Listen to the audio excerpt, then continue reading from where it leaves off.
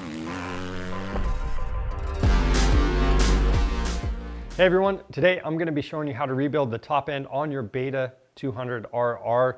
It's going to be a similar process for any of the Beta 2 strokes. Just make sure you use your model specific service manual throughout the process. Our manual does recommend replacing the piston at 40 hours, but we're actually at about 119. So we need to get this done, but if your piston is sounding rattly, or you can tell the top end is starting to feel worn out and you've got a loss of power, or maybe it's just hard to start, definitely get in there and get it replaced. And by doing it yourself, you're gonna save some money. You might even be able to get it done a little bit quicker with this video. So with that being said, let's get started. To get this done, we have some common hand tools, including sockets, Allens, and some combo wrenches. Now the specific things I want to point out are the 3/8 inch drive torque wrench. We also have a torque wrench adapter from Motion Pro with a 12 and 14 millimeter box end on each side. And then you need a spark plug wrench. This is a 13/16. We've got a gasket scraper, a hook tool from Motion Pro that's going to help remove any stuck or stubborn radiator hoses. I've got a small flat blade screwdriver to help me install some circlips. And then we need to measure our deck height, and that's going to tell us what base gasket from our kit to run. So this tool is from Tusk, and we're going to use that along with some feeler gauges to take that measurement. Then we have a spring puller, some safety glasses, rubber gloves, rags, and a drain pan. To get this done, you need a piston kit that matches your cylinder. You're just going to pull the power valve cover off that cylinder, and there's going to be a code stamped in the side. We're going with piston kit A. That's going to come with the piston, the wrist pin bearing, the circlips, and the piston rings. You're also going to need a gasket set. So the Cometic gasket set is going to come with several different sizes of base gaskets, so you can get the correct one in when you go back together. It also comes with the O-rings for the head and several other gaskets you're going to need for the top end. Now, we also want to protect our brand new parts. So I'm going to throw a new air filter in. You don't have to do that. If you don't, make sure you get the other one cleaned up. We're going to throw a new spark plug in at the same time. And as far as chemicals go, you want some assembly lube or your favorite two-stroke oil. You're also going to want some coolant. The capacity on this bike is 1,300 milliliters. We've got some contact cleaner to help clean up all of our parts, a little bit of penetrating oil, and some medium strength thread lock. Now, if you need any of these items, you can find them on our website or just click the link in the description below to pick them up. Back over at the bike, we're starting out with a clean machine. You want to make sure you have any mud or debris cleaned off, and then you want to gain access to the cylinder. So we're going to go ahead and remove our seat and our gas tank. Disconnect the negative terminal on your battery. Now with the tank out of the way, you want to clean off any dirt or debris that is going to fall down into your top end. Just avoid getting anything near the carburetor inlet or cover it up. Next, we'll remove the pipe and silencer. Now we can drain the coolant. Drain bolt is at the bottom of the water pump cover. And loosen up your radiator cap and all that should come out. And once you're all drained out, you can reinstall the drain bolt. Next, we need to disconnect our radiator hoses. So we're going to loosen those up and remove the right side radiator. And this hose going down into the cylinder, I'm going to hold that up and out of the way with a zip tie. Next, remove the hose from the power valve. We're going to remove this cover with our 8mm T-handle. And just separate this cover from the gasket, pull that off. And right here, we need to disconnect the power valve linkage. So there's a little clip right below this ball. I'm just going to pop this out. You don't want to lose this. This just slides down and out of the way once it's popped off. And then the linkage should pop right off. So now we're disconnected. You should be able to slide this gasket out now. And then we have an exhaust flange. We're going to remove that just so we have some extra clearance when we pull the cylinder up. That'll slide right out. After that, we're going to remove the spark plug cap. Get that out of the way, and then you have the engine hangers on both sides. We're using our 10mm T to remove those. And then just pay attention, the one that goes into the cylinder is longer. And we have a zip tie on this side. And then I'm just going to blow off any dirt that might have fell down. After that, you can remove your spark plug. Then we're going to loosen up the cylinder head in a crisscross pattern just to make sure it doesn't warp. Now we can remove the cylinder head. You can see one of the O-rings stuck to the head. We've got the other one in here. We're going to use a pick to get it out. Next, I'm going to shift the engine in gear, and then I'm going to rotate the piston so it's pretty close to bottom dead center. And with it down in the bottom like that, it's just going to help remove the cylinder. So now we can remove the cylinder base nuts with our 12mm wrench. Now to remove the cylinder, you can rock it back and forth and break it free. But if it doesn't come free, you can use a dead blow hammer or soft face mallet and tap on the side of the cylinder to remove it. And as I pull the cylinder up, I'm putting a hand around the piston just so it doesn't slam into the crankcase. Next, I'm going to rotate the engine up. So I'm going to get that piston at the highest point. Then I'm going to take a clean rag, put that below the piston. That way, when we remove the circlips, if they pop out, they don't fall into the bottom end. Next, we're going to remove the circlip with some needle nose pliers. And sometimes you'll be able to push this wrist pin all the way through from the other side. And sometimes it's going to be stuck. You might need a wrist pin puller if it is. I'm going to try it with the T-handle and just making sure I'm not putting pressure on the connecting rod when I do this. Holding the piston steady. Push right through, remove the piston, and then we have the wrist pin bearing. And then from here, I'm going to go ahead and remove the base gasket. Next, I'm going to make sure all the openings are covered up with the rag. And then I've got corrosion on the studs, so I'm going to spray a little penetrating oil on them, and then run a thread chaser down them, clean them up. You can use a wire brush too if you need to. And if you have any gasket material left over, you want to make sure you scrape that off. And we're going to take a rag and some contact cleaner and make sure that sealing surface is clean. Now I'm going to remove this rag from around the connecting rod, make sure that no gasket material got down in here, and if it did, you're going to want to wipe it out. And from there, you're going to take a rag and wipe out the small end of the connecting rod, or you can just use some contact cleaner and spray it out. And then we're actually going to spray off this big end bearing. That's going to remove any oil from it, and that way we can tell if there's any play in the bearing. From here, we can check the big end bearing of the connecting rod to make sure it's in good condition. So what I'm going to do is check for any up and down play. You will have a little side to side play. Don't get that confused. So one thing you can do if you're getting confused is pull the connecting rod to one side and then pull straight up and down. We don't have any play, so we know we're good. But if you find that you do have play, you're going to want to go into the bottom end. Or if you felt the complete crankshaft, if it was moving and you have a bad crank bearing, definitely get that replaced as well. But for us, we're going to check the small end now. So first thing you want to do is look down in there, make sure that there's no scoring or pitting. This one looks really good. So what I'm going to do next is take our new wrist pin and wrist pin bearing. We're going to put it in there and check for any play. So this one's feeling nice and tight.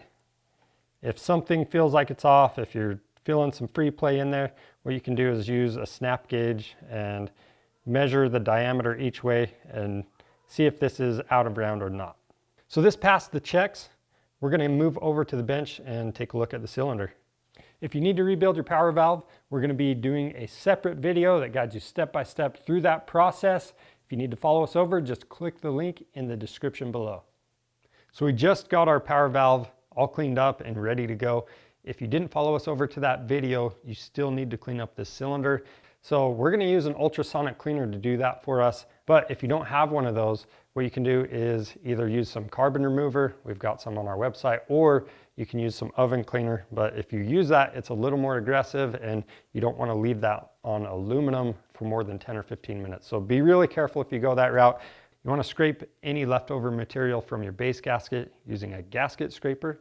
And then you want to spray out that cylinder and the bottom of that with some contact cleaner. Make sure everything is cleaned up. And then the cylinder head. This is actually a two-piece design. So I can press down on this middle, separate it.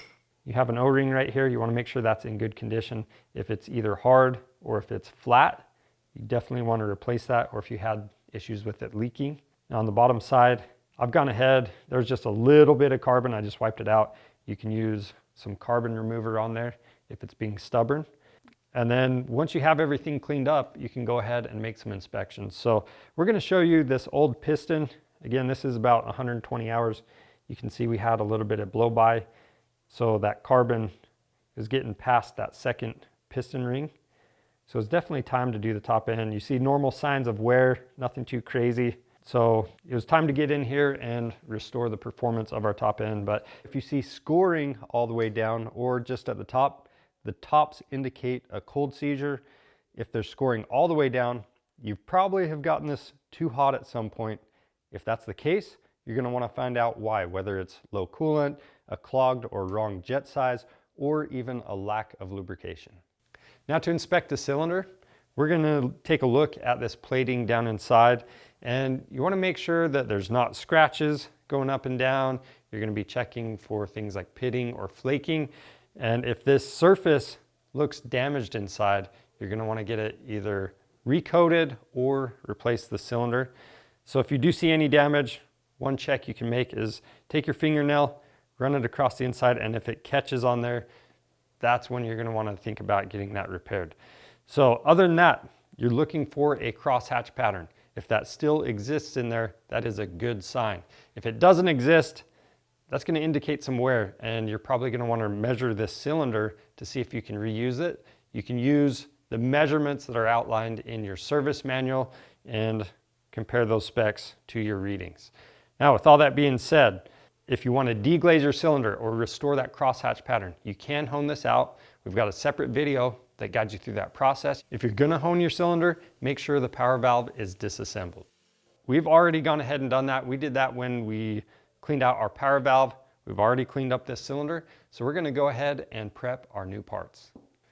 Now to prep the new parts, we've already talked about matching the piston to the cylinder, but if you have any questions about that, again, look under the power valve cover. We've got this A stamped in our cylinder, so we went with an A piston. If you have a B cylinder, go with a B piston, or if you want to take measurements, there's 3 different sizes of pistons available. So what you can do is measure the diameter of the cylinder and then measure the diameter of your piston. The minimum spec is 0.035 millimeters. Something that is worn out is going to be 0.08 millimeters or beyond. So ideally you're closer to that tighter tolerance. But with that being said, once you have your correct piston ordered and here, you want to prep it. So what we're going to do is install one circlip first. And it doesn't really matter which side you install first, but I'm going to install the circlip that goes on the right side of the bike. You can see this piston is directional. It has the arrow that's going to be facing the exhaust. Now when you install that circlip, you want the open end either facing straight up or straight down, but with that little cutout right here, I'm going to have this facing straight up, and I'm going to go ahead and oil up the wrist pin boss. I'm going to put a little oil out here too, help everything slide together. So to pop the circlip in place, what you want to do is start with one end in that groove in the wrist pin boss. Then you want to be careful that you don't scratch the piston. Now this is kind of hard to see, but this is how you want to start the circlip in there so it pops into place. So I'm using my thumb to just kind of hold it in that groove as much as I can, and you're going to press it on as far as you can. And I'm just going to use this screwdriver to help pop it into place. You don't want to over expand the clip. You just want to rock the screwdriver up a little bit at a time, just like that. If you just fold it over, it's going to bend it too far. So we're just pressing, keeping pressure with the thumb. And then that last little bit, you can see this is not all the way in yet. We're just going to press that down, and it clipped all the way in. Once the clip is popped all the way into place, it should be a tight fit and it shouldn't rotate from side to side very easy. Now the next step is to install the piston rings. The first and second rings are the same, and you're going to want to look on top. You can see there's a marking, so we have an N, and that's going to be facing up when we install these rings. Now in the back of the piston ring grooves, you'll see these 2 locating pins for the rings. So make sure that end gap ends up lined up right there. And we'll go ahead and install the first ring. And all we're doing is setting one end in place, and we're just going to wrap it around the piston. And be careful, you don't want to scratch the piston up. You want to keep that other end away from it. So that one is on and good. We'll go ahead and do the same thing with the top ring. So again, the end is facing up. We'll just roll that right into place. And then from here, you just want to lube up all of the parts that will come into contact with other metal parts. So the piston skirt, cylinder, along with your wrist pin and needle bearing. And we're just using assembly lube, but if you want to use 2-stroke oil, that's going to work great too.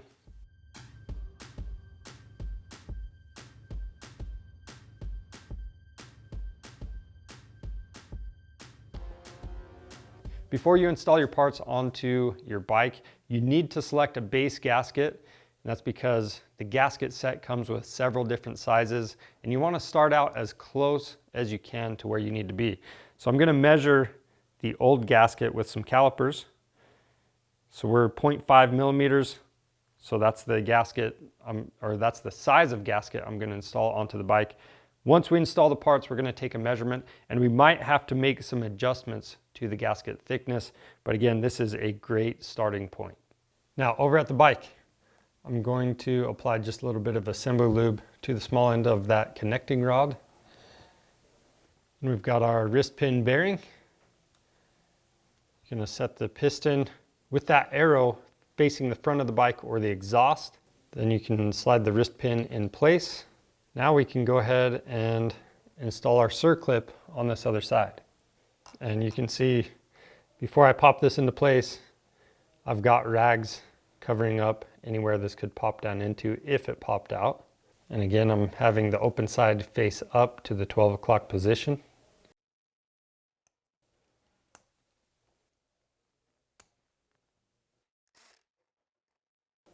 Now to set our deck height, we need to be able to rotate the piston over easily. So we're going to remove the flywheel cover.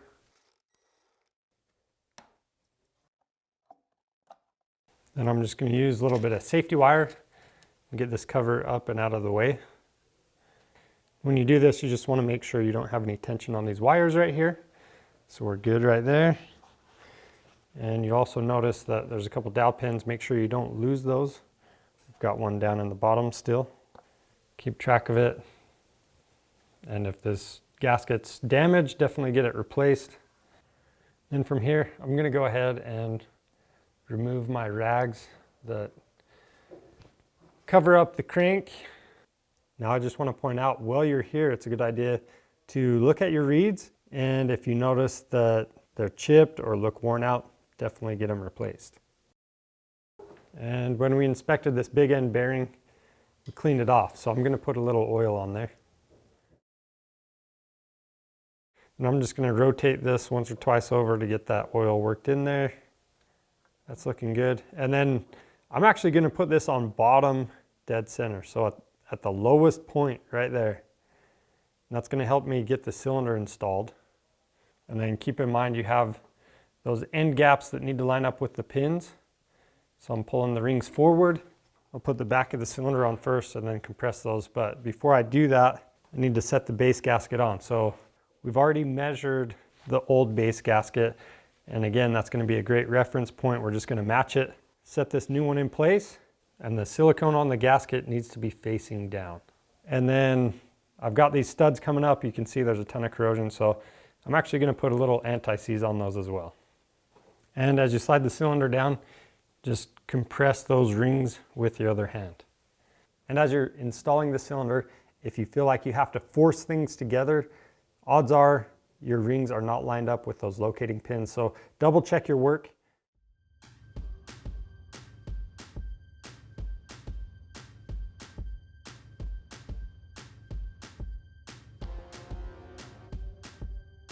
Now that we have this cylinder slid all of the way down, I'm going to start some of the cylinder nuts, and then we're going to rotate the engine over a few times just by hand and make sure everything's smooth. If it's not, we need to go back through and find out what's going on. Our engine is rotating smoothly, so we can go ahead and tighten down our base nuts to 20 Newton meters. We're going to do that in a couple steps. We're using the torque wrench at a 90-degree angle with the tool. To measure the deck height, you're going to make sure you're at top dead center. And then for the tool, make sure you have it on the correct side. So we're working on a 200. And then we're going to measure between the middle of the tool and the piston. You should have 0 to 0.025 millimeters of clearance here. If the piston is pressing up on the tool, you're going to measure between the cylinder and the tool and measure that. Now, if the piston sticks up too far, that means you need a thicker base gasket. But if the piston is too far down away from the tool, it means you're going to need a thinner base gasket. And again, use that feeler gauge to get your measurements, and that's going to tell you how much you need to add or subtract. One more note with that, sometimes you're going to have to double up base gaskets to go thick enough. Then once you have the correct base gasket, you want to reinstall the flywheel cover. Then from here we can install the cylinder head O-rings. I'm applying just a thin film of grease on them just to help them stay in place for assembly. Now to install the cylinder head, make sure you have the new O-ring in place. Slide the dome into the assembly, and then I'm actually going to thread my spark plug in here to help hold everything while I install it. And I've got 2 bolts with the copper washers. I have those sitting on there, and I'm just going to line everything up. Make sure the connector for the cooling hose is facing the front of the bike. Set this down into place and start the bolts. You also want to apply just a little bit of grease to all the cylinder head bolts. We're going to torque those in a crisscross pattern in 2 to 3 steps to 15 Newton meters. Now I'm going to tighten down the spark plug. Now to connect the power valve, you can see this is all the way closed just like that. And if this fitting, if it doesn't just slide right on like ours does, then you're going to want to adjust it. So you just loosen the jam nut. You can extend it further up or further down, just screw it in or out. And then once it's adjusted, tighten it down. And then you're going to install that locking pin or reinstall the locking pin. But make sure you put that gasket on before you clip this all the way down into place. So that's clipped on, gasket's in place. Now this locking pin, I want to make sure I don't lose it, so I'm going to put a rag right here. So the pin is straight up. Now we can roll that clip around just like that. And we have the cover and 3 bolts. And this cover just slides on just like that.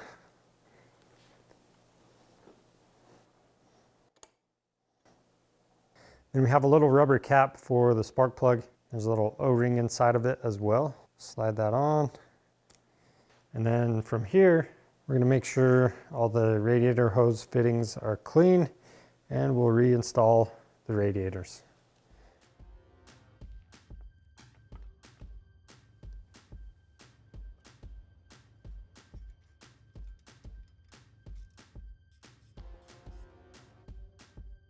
Next we have the engine hangers. The longer bolt is going into the cylinder. We've got medium strength thread lock on these bolts, and then the 2 shorter ones up top. We're going to torque them to 35 Newton meters. Upper back corner, we don't have Loctite on it, but if you want to put some on, sounds good. After that, install the exhaust flange. Make sure you have that gasket on there. Then we can fill up the coolant, and I like to squeeze one of these radiator hoses once it's filled up. And that way it helps push out any bubbles that are trapped in there. And then on top of the cylinder head, we have a bleeder to help get any air out of this system. So I'm just going to crack it open until a little bit of coolant comes out and tighten it back down. Then we'll install our exhaust.